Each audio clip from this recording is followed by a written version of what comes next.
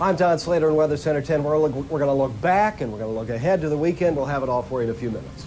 And the call for a boycott of Labor Fest comes to Virginia Beach. And I'm Bruce Rader, live at the East Coast Surfing Championships. Join me with Wes Lane and more coming up in sports. WAVY News 10 at 6 is just ahead. If you're a small car lover scared off by the size of Mercury automobiles, check out the all-new small Mercury, Tracer. Check out its small $89.69 sticker price. Then very carefully walk right up to one and take a test drive. Tracer, it's nothing to be afraid of. Nothing moves you like a Mercury. Brindles. A new day is dawning on our newest Brindles, where you'll find over 30,000 brand name products at everyday low prices. Plus grand opening specials like the Nikon One Touch 100er compact binoculars. Save on the entire stock of Magnavox home entertainment products. Norelco's coffee maker and Easy Glide ironer value priced. And save up to 20% on Vodafone telephones and answering machines. Come to our newest Brindles locations, open now at Regency Hilltop Shopping Center, Virginia Beach, and Newport News Crossing, Newport News. Right now, during the Drive for a Million clearance, there are more reasons than ever to buy a new Hyundai. Because Hyundai dealers are driving to be the fastest ever to sell 1 million cars. Twice as fast as Honda, 3 times faster than Toyota. Why? Because Hyundai gives you more car for your money. So if all these features, all this equipment aren't enough reasons to buy this Excel, here are 5,874 more now during the Drive for a Million clearance. Hurry to your Hyundai dealer today. Get up to $1,250 cash back on every Excel in stock. You're watching WAVY TV 10.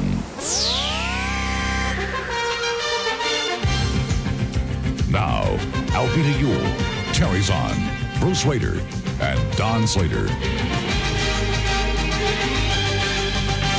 Live from Virginia's leading news channel, this is WAVY News 10 at 6.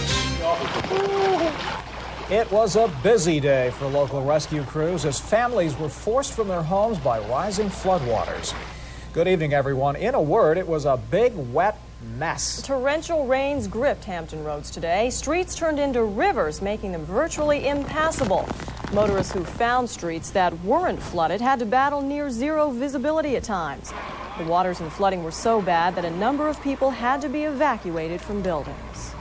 Rising waters kept authorities busy in Portsmouth this morning. More than 100 babies and adults were evacuated from a daycare center and apartment complex.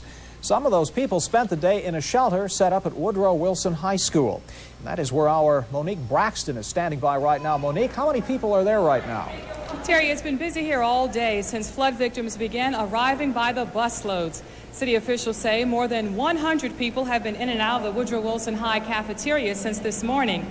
There are about 35 people here right now. 165 Churchland residents awoke to rushing floodwaters and firemen who had come to their rescue. At the Georgetown Square apartments, the waters rose to almost 6 feet, alarming this elderly woman and her neighbors. You're damn deep. Want to try it? Most water you've seen in a while? All my life, and I'm 87 years old. And the most you've ever seen? In my life. Most residents could barely see the tops of their cars outside. Inside, personal belongings soaked in rainwater were destroyed. I was all ready to go to work in a white suit, and I walked out and started to open the door, and everything started pouring in. Although afraid, many sought safety by climbing through their apartment windows. We've rescued approximately 50 people from that location with small boats and oars. More than 50 children at KinderCare daycare centers screamed as their teachers lifted them to vans heading for the YMCA. Families with small children were a top priority for firemen always concerned about saving lives. You can't see where you're going to get out here and step off a curb or to step in a storm drain. They could be injured and might get sucked down into the storm drain because of the amount of water flowing now. Now, fire officials also wish to warn parents it isn't a good idea to allow kids to play on flooded streets. They not only risk drowning, but they can suck down into those storm drains. Terry? Monique, any idea how many of these people are going to have to stay in that shelter overnight? Are they going to be able to get back into their homes? It doesn't look like it tonight. Right now, about 35 people plan to spend the night here. As you can see, Pat's going to show you, about 35 cots have been set up by Red Cross officials, and they tell me tomorrow they plan to open a service center here at Woodrow Wilson High, and that will be to serve families who have been left out in the cold or left out in the warm, so to speak, by the rising flood waters. Terry? Quite a day. Thank you, Monique. Monique Braxton reporting live tonight from Portsmouth. Carolyn. Heavy rains also brought down the roof literally at Seaford Elementary School in York County. Luckily, no one was in the building at the time. Only a portion of the roof was knocked down, but the safety of the structure remains in question. Answers have to be found before the school gives the okay for teachers to return to work on Monday. The damage estimate isn't known yet. All over Hampton Roads, damage is being reported to homes, cars, churches, and businesses, just to name a few. But while some companies actually benefit from these losses, others are doing what they can just to keep up with the mess. Good morning. Thank you for calling Geico and Affiliates. Can I help you? Help, a word these insurance agents are hearing a lot today. They're also hearing reports of damage to homes and cars. From a small fender vendor of $600 to where you might have a multi-car pileup that can go up into hundreds of thousands of dollars. While this nasty weather has meant flooding and damage for hundreds around the area, one business is counting its dollars with each new call for help. Now the water's picking up again here, the rain is. Cecil Powell is a driver for Tidewater Wrecker Service. He expects to answer at least 20 of these calls himself, bringing in $500 to $800 just today. They're not used to the drive, and it becomes hazardous, and they end up, ditched, or some of the cars, the back ends have been floating and getting in positions where the people need them, a wrecker to move them.